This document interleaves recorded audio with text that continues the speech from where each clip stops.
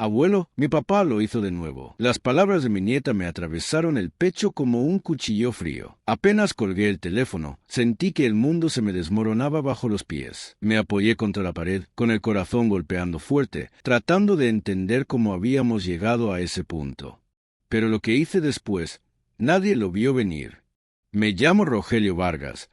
Tengo 76 años, y aunque mi espalda ya no es la misma de antes, siempre me consideré un hombre fuerte. Fui albañil por más de 4 décadas, levanté casas con mis propias manos y crié a mi hijo solo, desde que su madre nos dejó cuando él tenía apenas 7 años. Y aún así, nada de eso me preparó para lo que viví esa tarde. Mi nieta tenía la voz entrecortada. Me llamó desde el baño de su escuela, escondida. Apenas podía hablar del miedo. Lo volvió a hacer, abuelo. Lo juro, esta vez fue peor. Al principio no entendí. ¿Volvió a hacer qué? Pero mi corazón ya lo sabía. Mi hijo, ese niño al que le enseñé a andar en bicicleta, al que dormía en mi pecho cuando tenía fiebre, él ya no era el mismo. Algo se había roto hace años, y ahora solo quedaban los pedazos de un hombre que alguna vez fue noble.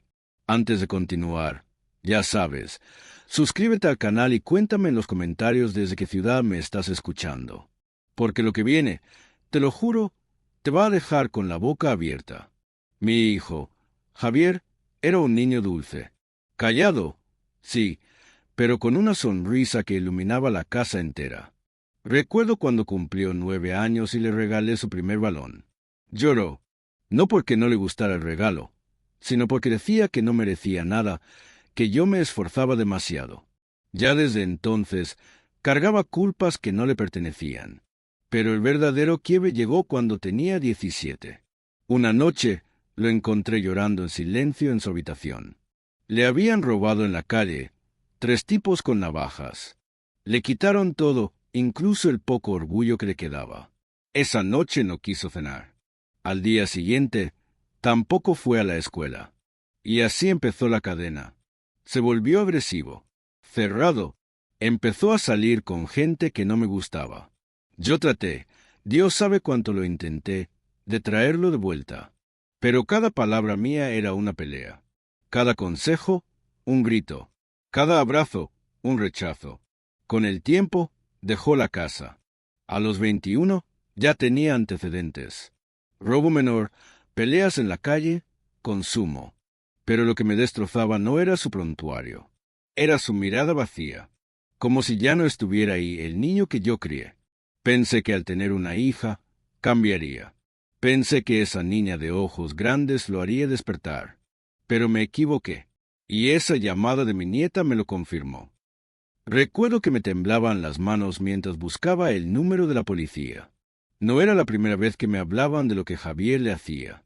Gritos, empujones, desaparecer por días, volver ebrio, romper cosas, pero esta vez había sangre.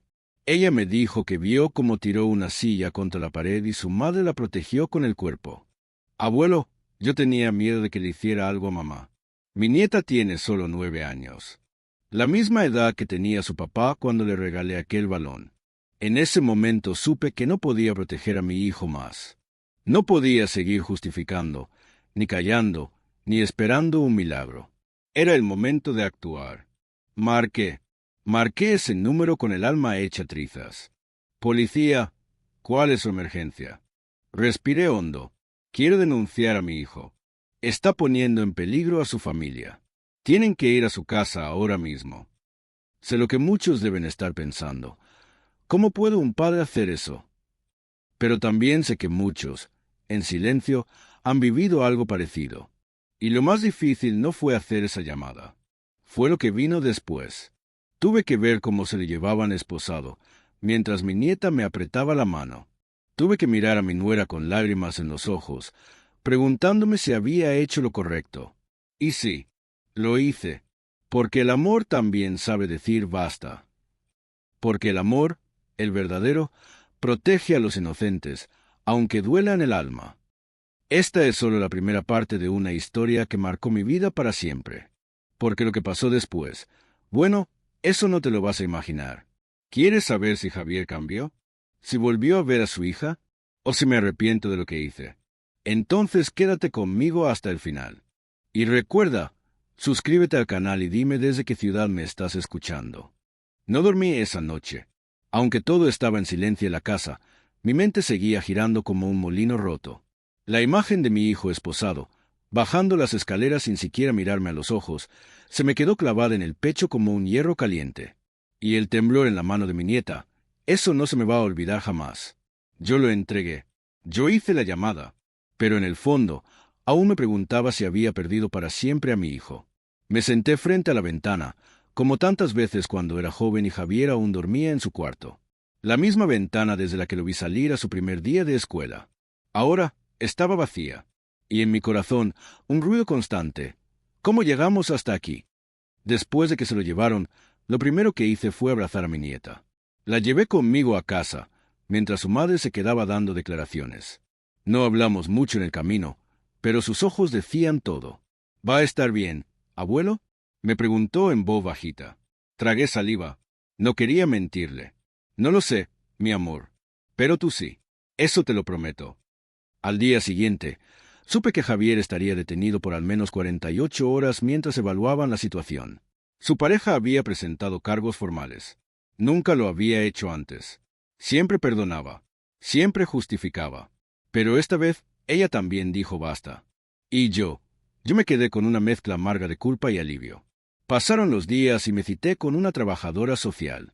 Le conté todo lo que había pasado, desde los primeros cambios de humor de Javier hasta el momento en que mi nieta me llamó. Ella me escuchó con atención, tomando notas, con una expresión que no era de juicio, sino de tristeza compartida.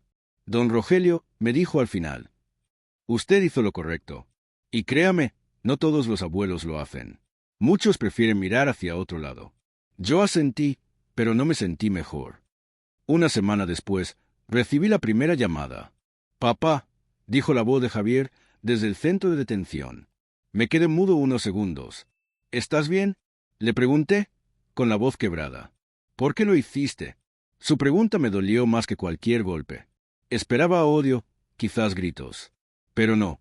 Sonaba como un niño herido. «Porque ya era hora, hijo. Porque alguien tenía que proteger a esa niña. Y a ti, de ti mismo». Hubo un silencio largo del otro lado. Pude escuchar su respiración. Luego, colgó. Y así fueron las siguientes semanas. Llamadas cortas, visitas limitadas, pocas palabras. Pero algo empezó a cambiar. Un mes después, recibí una carta, escrita a mano, con su caligrafía desordenada. Empezaba así: «Papá, si estás leyendo esto, es porque finalmente tuve el valor de escribirte algo que nunca supe decirte en persona». Me explicó que había aceptado ingresar a un programa de rehabilitación, que entendía que tenía un problema, que había perdido el control, que no se reconocía cuando se miraba al espejo. Me pidió perdón, y al final escribió algo que me hizo llorar como no lloraba desde que murió mi madre. «Gracias por no soltarme. Aunque lo hiciste llamando a la policía, fuiste el único que no me dejó caer del todo».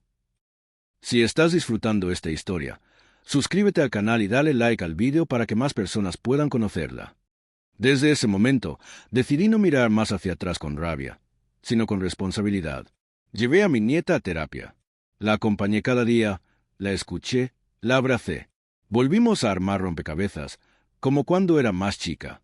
La risa volvió poco a poco a su rostro. Y Javier comenzó a asistir a las sesiones del programa. No fue un camino fácil. Recaídas, frustraciones, días en los que quería rendirse. Pero ahí estuve. No como cómplice, como padre, como guía, como límite. Me visitaba los domingos, en los días autorizados. A veces hablábamos de pasado, otras simplemente compartíamos silencio, viendo los árboles del patio del centro. Pero ese silencio ya no era incómodo. Era sanador. Un día, mientras regresábamos del parque con mi nieta, me tomó de la mano y me dijo: «Gracias, abuelo, por no tener miedo». Y fue ahí cuando entendí que el miedo no es lo peor que uno puede sentir. Lo peor es callar por miedo. Porque a veces, el amor verdadero no es suave. Es firme, es claro, es valiente. Y aunque esa decisión me rompió por dentro, fue lo que permitió que hoy todavía tengamos esperanza. Pero cuidado, que esto aún no termina. Porque aunque Javier mejoró, lo que pasó cuando quiso volver a casa fue otra historia. Y lo que hizo su pareja cuando lo vio entrar por la puerta. Cambió todo otra vez. ¿Quieres saber si lo perdonaron? ¿O si todo lo que logramos estuvo a punto de venirse abajo? Entonces no te pierdas lo que viene. Y no olvides dejarme en los comentarios desde qué ciudad me estás escuchando. Suscríbete, que esto recién empieza. Recuerdo perfectamente el día que volvió a cruzar esa puerta. Era una tarde nublada, con ese tipo de luz gris que no calienta ni el alma. Yo estaba sentado en la sala con mi nieta, ayudándola con la tarea de matemáticas, cuando escuchamos el portón abrirse. Nadie dijo nada al principio. El silencio se hizo espeso, como si el tiempo mismo se detuviera. Era él, Javier, mi hijo. Después de 4 meses en el centro de rehabilitación, con sesiones semanales, terapias de grupo y evaluaciones psicológicas, le habían dado el alta provisional. No era un «ya está curado». No. Era más bien una etapa nueva, la prueba más difícil. Volver a casa. Pero lo que pasó cuando su pareja lo vio entrar, cambió todo otra vez. No fue un abrazo. No fue una bienvenida.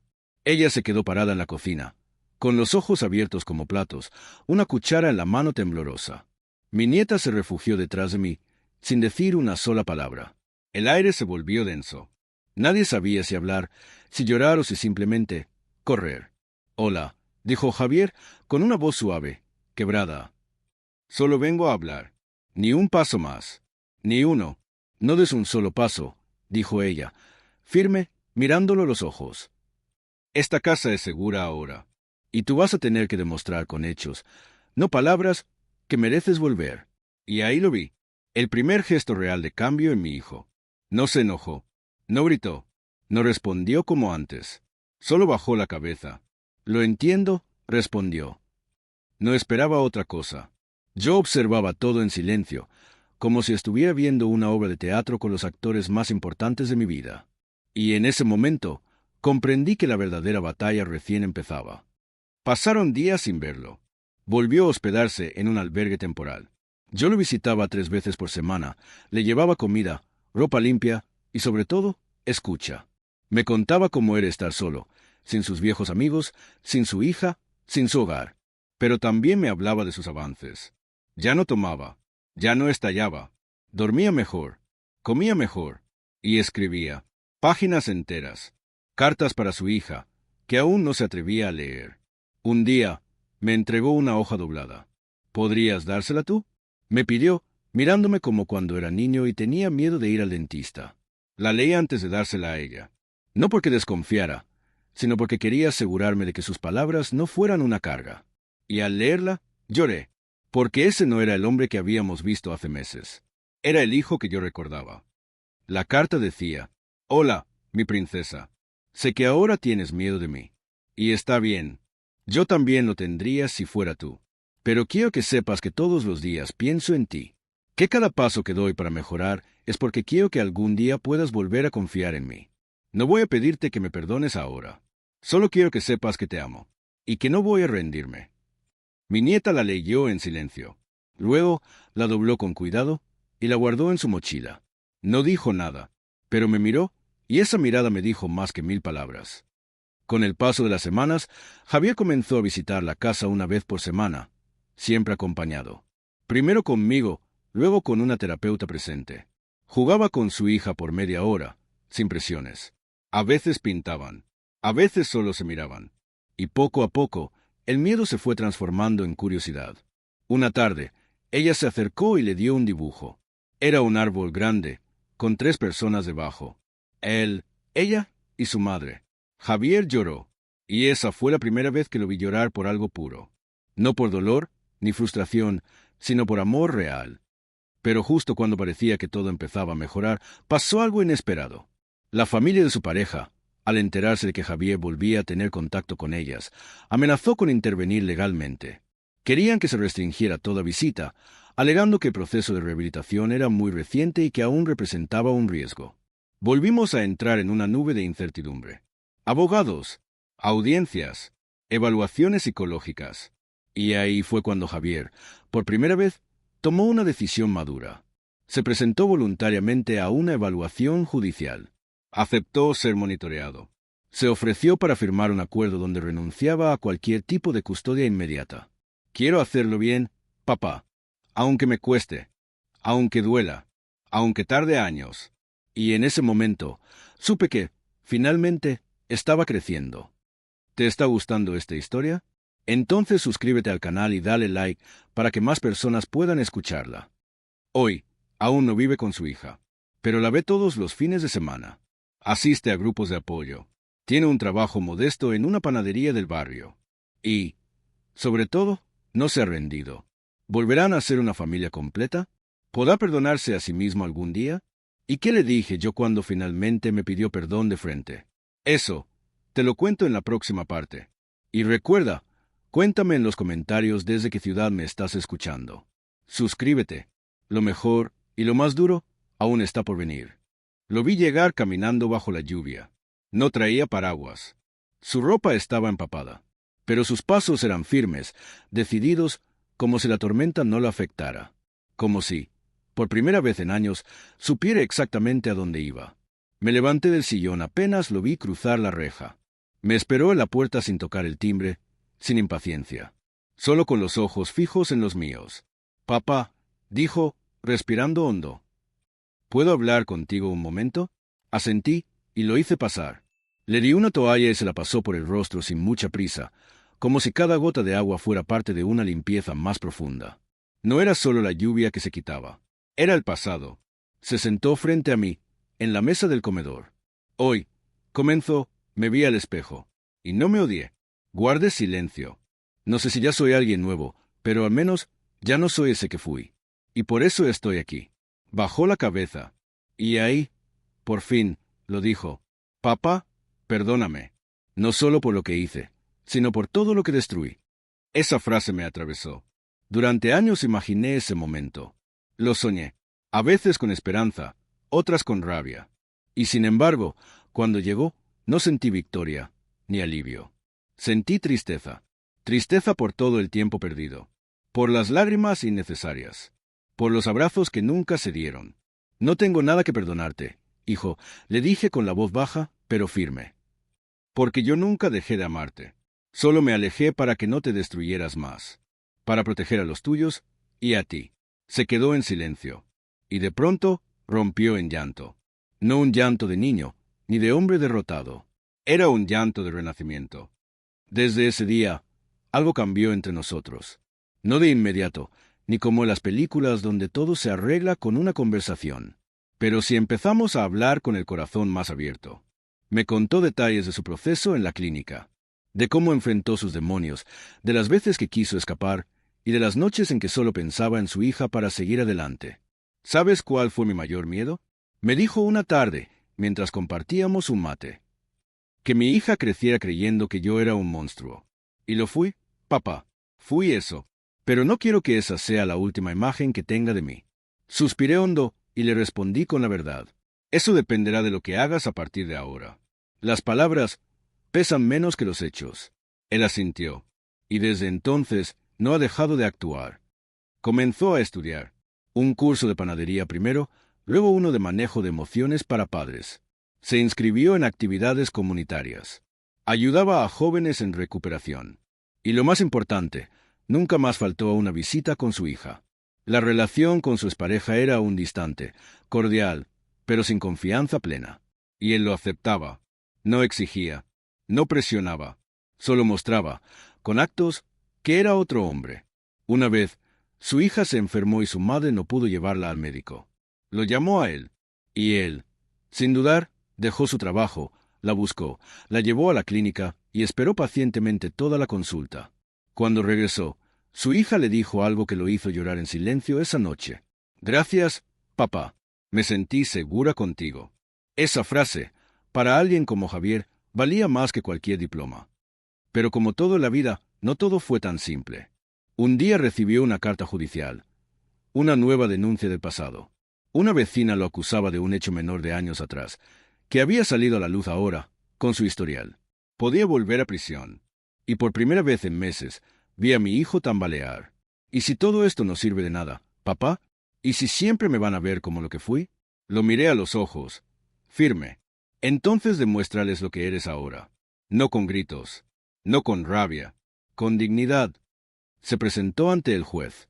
Explicó su proceso, mostró sus avances, entregó certificados, testimonios. Y la denuncia fue retirada. No por falta de pruebas, sino porque la denunciante, al verlo declarar, se quebró y dijo que lo veía realmente arrepentido. Ese día, Javier no celebró, no saltó, no se emborrachó. Solo vino a casa, me abrazó y cocinó pan casero para todos. Si esta historia te está llegando al corazón, suscríbete al canal y dale me gusta para que más personas puedan escucharla. Ahora, te cuento algo que nunca le dije a nadie. Después de todo este proceso, también yo tuve que perdonarme a mí mismo, por haber callado tanto tiempo, por no haber visto las señales antes, por haber creído que amor era solo proteger y no también poner límites. Una noche, mientras Javier dormía en casa por primera vez en años, me senté con su hija y le pregunté, ¿tú crees que tu papá está cambiando de verdad? Ella me miró, pensativa, y respondió, sí, porque ahora me escucha, y me pide perdón cuando se equivoca. Y ahí supe que no todo estaba perdido. Pero aún queda el final, porque hay algo que aún no sabes. Lo que Javier me confesó sobre su madre, una verdad que me ocultó por más de 30 años, y que cambió todo lo que yo pensaba sobre nuestra historia. ¿Quieres saber qué fue? Entonces no te pierdas la parte final. Y recuerda, deja tu comentario diciéndome desde qué ciudad me escuchas y suscríbete al canal para no perderte el final de esta historia que, como la vida misma, está llena de sorpresas. La última vez que hablamos de su madre, Javier tenía 15 años. Estábamos en la cocina, y él me preguntó por qué ella nos había dejado. Yo, como tantas veces, bajé la mirada, suspiré y le dije que era complicado, que ella no supo cómo ser madre, que no estaba lista, pero no le conté toda la verdad. Y ahora, tantos años después, fue él quien me pidió hablar de eso. Papá, me dijo una noche, mientras tomábamos café, necesito que me digas la verdad. Toda. Ya no soy un niño. Quiero saber qué pasó con mamá. Sentí un nudo en la garganta, porque lo que yo había callado durante 3 décadas era más duro de lo que imaginaba. Pero antes de que yo pudiera abrir la boca, fue él quien habló primero. Porque yo sé que ella no nos abandonó. Yo la busqué. La encontré hace 3 meses, en una lista de pacientes del Hospital Psiquiátrico Santa Marta. Mis manos se helaron. ¿Cómo? Pregunté, sin aliento. ¿Está viva, papá? Internada, desde hace más de 30 años. Diagnosticada con esquizofrenia aguda. Nadie me lo dijo. Lo descubrí buscando entre papeles antiguos que tenías guardados. Encontré su nombre, su número de identificación, y supe toda la verdad. Me quedé en silencio. Había llegado el momento que tanto temía. Tu madre, empecé, con la voz trémula, empezó a cambiar poco después de que tú naciste. Al principio pensé que era el estrés, la maternidad, pero luego empezó a hablar sola, a encerrarse por horas, a decir que alguien nos vigilaba. Una vez, tragué saliva, te tomó en brazos y salió a la calle a las 3 de la mañana, diciendo que tenía que protegerte de unos hombres invisibles. La internamos por primera vez cuando tú tenías 2 años. Yo no sabía qué hacer. Los médicos decían que su caso era severo, que necesitaba tratamiento constante. Durante un tiempo mejoró, pero luego desapareció. La encontraron en otra ciudad, confundida, sin saber su nombre. Desde entonces ha estado internada, bajo cuidado. Nunca te lo conté porque pensé que era mejor así, porque no sabía cómo explicarte que tu madre estaba viva, pero ausente, y porque yo también cargaba con la culpa de no haber podido ayudarla. Javier no dijo nada, solo me miró, y vi en sus ojos que esa verdad, aunque dolorosa, era el pedazo que faltaba para entender su propia historia. Eso explica todo, murmuró, más para él mismo que para mí.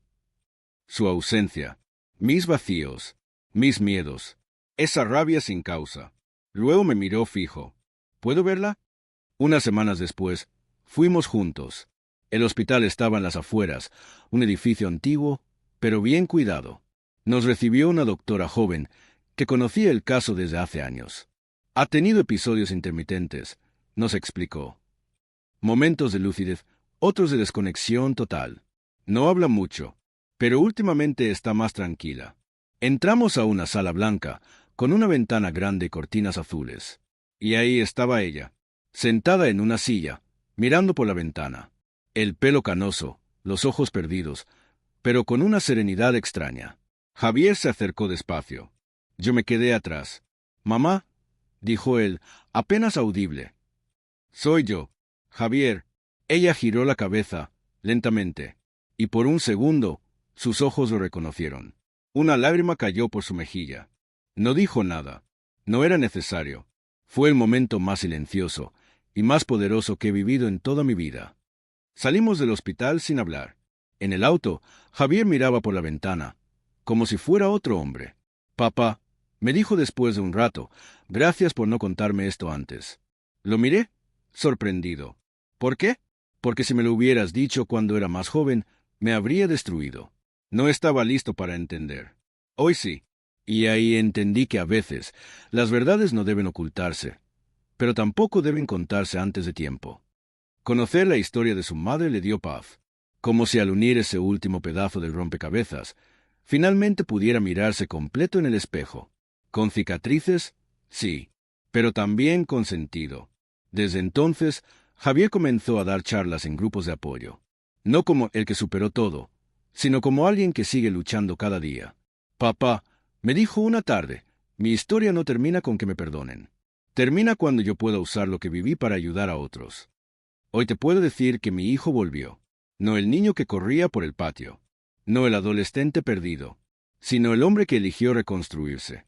Y aunque aún hay días difíciles y heridas que duelen, somos una familia unida por la verdad, el perdón y el amor real.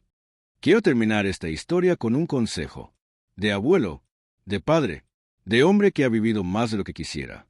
No calles por miedo. No protejas a quien destruye. No confundas amor con silencio. Y si algún día tienes que tomar una decisión difícil, recuerda, a veces el acto de amor más grande es decir basta.